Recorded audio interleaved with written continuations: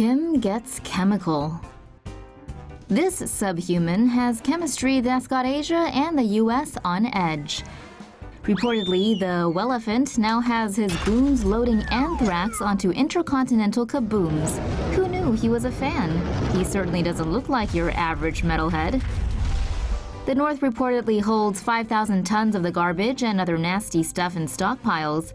5,000 tons, huh? Somebody's overcompensating. Traditionally, ICBMs are supposed to go like this. But almost always, the Norths go like this. That's right, Kimmy. Projectile dysfunction is a wider problem than believed. But if you want to man up, you could drop gloves with the commander in derp in the octagon. It might not go the way you think. Kaboom. How would the US military fight North Korea?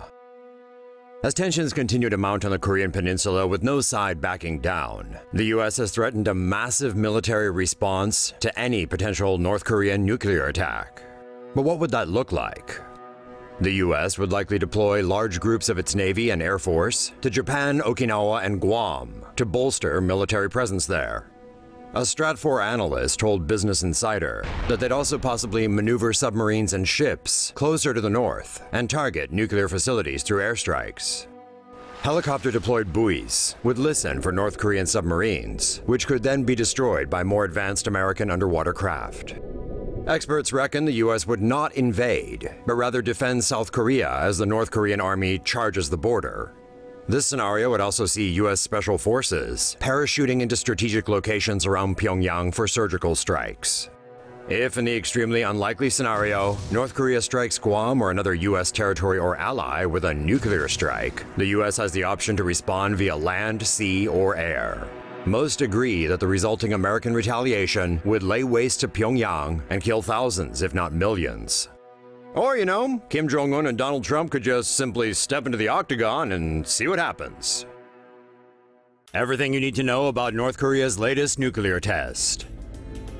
North Korean dictator Kim Jong-un took a break from not pooping at the weekend to make some boom boom. Big boom boom. On Sunday, September 3rd, North Korea conducted its sixth and most powerful nuclear test at the underground Pungguri nuclear test facility.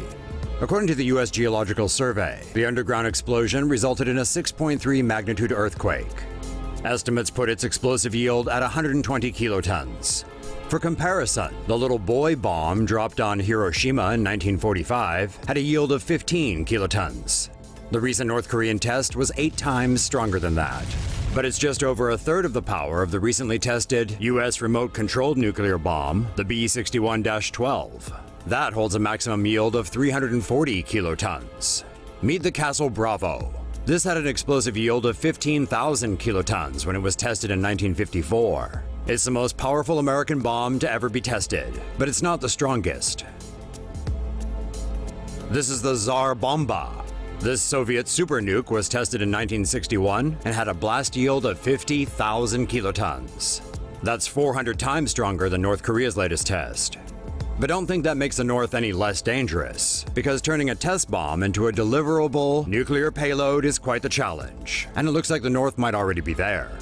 There is speculation this weekend's test bomb will form the warhead component of the Hwasong-14, North Korea's intercontinental ballistic missile. This ICBM can reportedly hit Alaska. Over the weekend, the United States threatened a massive military response against the use of such a weapon against the US or its allies.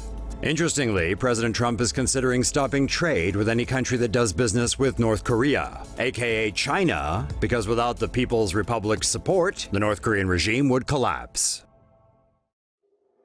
North Korea fires missile over Japan. As Kim Jong-un and Donald Trump continue their potentially nuclear game of chicken, North Korea fired off a ballistic missile over northern Japan today. Thankfully, no country was blown off the face of the planet. South Korea says the launch was the second time the DPRK has fired a missile over the land of the rising sun in less than a month. The U.S. Pacific Command assessed it was an intermediate-range ballistic missile, though this conflicted with reports from Japan, which is still analyzing the situation.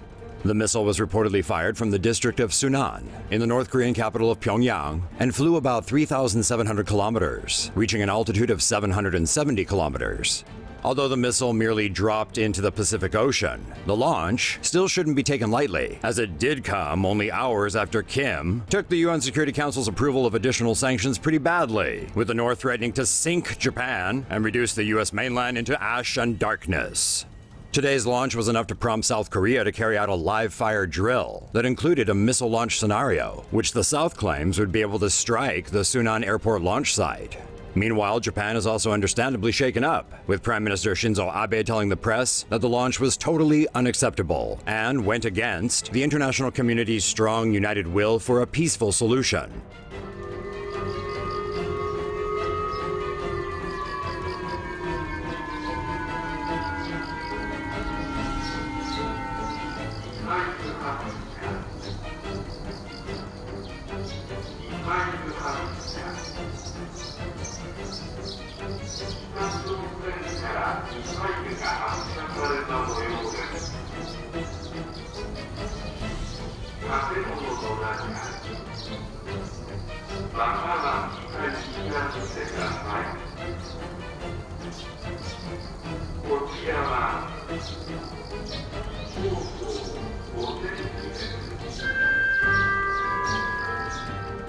On the other hand, after being briefed about the situation, US President Donald Trump apparently had nothing to say when asked by a Pool reporter about the launch.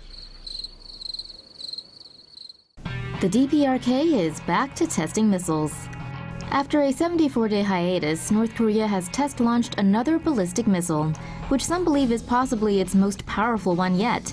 An intercontinental ballistic missile was launched from Pyongyang early Wednesday, reportedly flying on a lofted trajectory and reaching a maximum height of 4,500 kilometers. The missile flew nearly 1,000 kilometers for approximately 53 minutes before landing off the coast of Aomori within Japan's exclusive economic zone. Two previous ICBMs test launched this year traveled a shorter distance, flying for 37 minutes on July 4th and 47 minutes on July 28th. Had the missile flown on a standard trajectory, experts say it would have a range of more than 13,000 kilometers, enough to reach Washington, D.C. and the rest of the continental U.S. and even Europe or Australia.